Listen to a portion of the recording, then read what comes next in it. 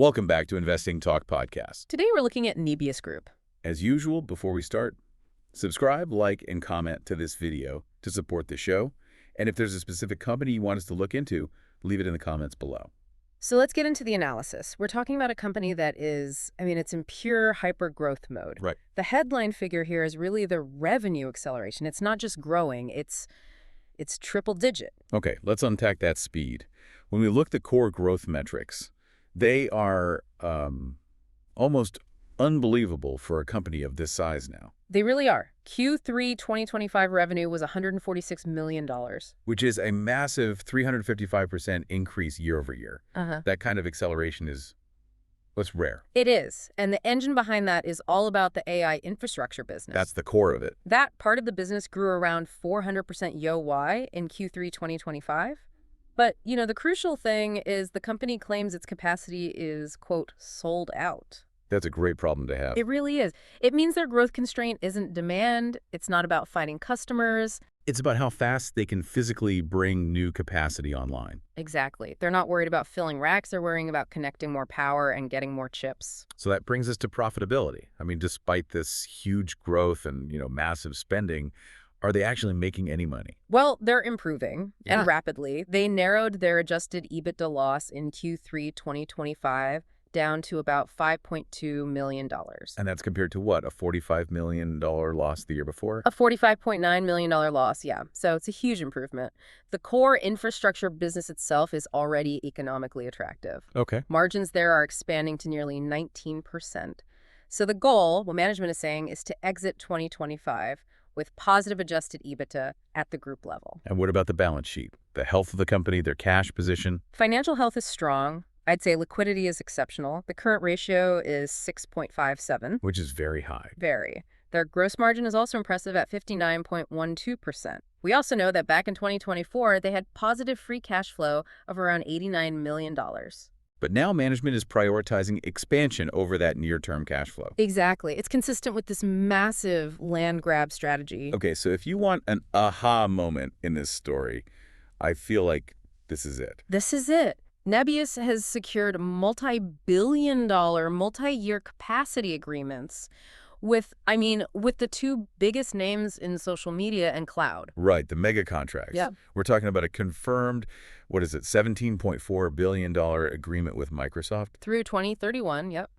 And a $2.9 billion AI infrastructure contract with Meta Platforms over 5 years. These deals are really the backbone of the bull case, aren't they? They absolutely are. They provide high-margin recurring revenue and create this really strong customer stickiness. Because the switching costs for these giants are they're enormous. Right. They're estimated to be over $2.1 million per enterprise. Wow. And that's because of things like model retraining and compliance audits. It's not a simple switch. And that ties directly into their capital spending strategy, which is also, it's massive. Oh, it's huge. They raised their 2025 capital expenditure guidance from $2 billion all the way up to $5 billion. $5 billion. And about 80% of that is going directly into securing GPUs and power. And what are they targeting with that? They're targeting 800 megawatts to 1 gigawatt of connected power by the end of 2026. They're basically buying a structural advantage. That's a great way to put it. In a market where power and GPUs are the bottleneck, securing this capacity early, especially with low-cost financing, is a huge competitive moat. Right. And we also know they have their own proprietary tech, right? Yeah. The Opta-GPU software. Yes, and this is a key detail. It apparently reduces idle time by 68%, which makes them incredibly efficient. That's a huge number. So let's look at how they funded this massive expansion. The capital markets activity has been intense, which to me signals, pretty significant institutional confidence. Absolutely. They raised a total of $3.75 billion in convertible debt in 2025 alone. And often at incredibly low coupon rates, as low as 1% to 3%. Yeah, and that's the market essentially betting on the stock rising significantly to make those conversions profitable. It's a massive vote of confidence. We also saw institutional ownership ramping up, right, with major funds increasing their stakes in late 2024. Right. But it's worth noting the flow is a bit complex. While the CEO and CFO were buying shares earlier in 2025, we also saw large insider sales in September 2025. One transaction was over $187 million.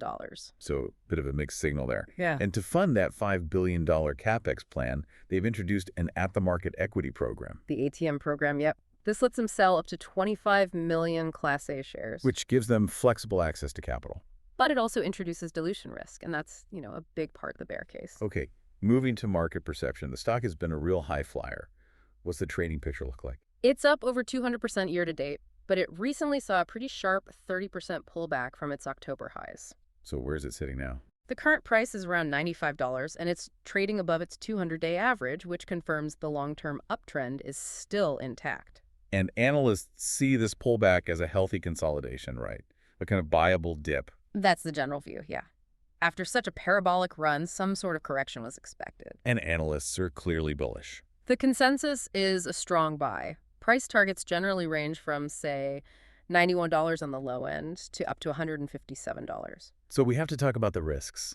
I mean, what's the real counter-argument to this hypergrowth story? Okay, so the bear case really centers on two main risks. First is concentration. Right. Heavy reliance on just two mega customers, Microsoft and Meta. Exactly. If those contracts slow down or if they pivot their strategy, the whole growth trajectory is immediately impacted. And some also question the long-term moat, arguing that AI infrastructure could eventually just become a commodity. It could. It's a valid long-term concern. That's the first risk. What's the second? The second is capital intensity. That $5 billion CapEx plan and the ATM share sale. I mean, that introduces significant cash burn and dilution risk. So even with a low-cost financing, if utilization rates lag, they can find themselves over-leveraged. That's the danger. But the mitigation there, or the bull argument, is that management has tied the CapEx directly to committed demand. And those strategic contracts create those embedded switching costs we talked about. Precisely. Okay, so looking ahead,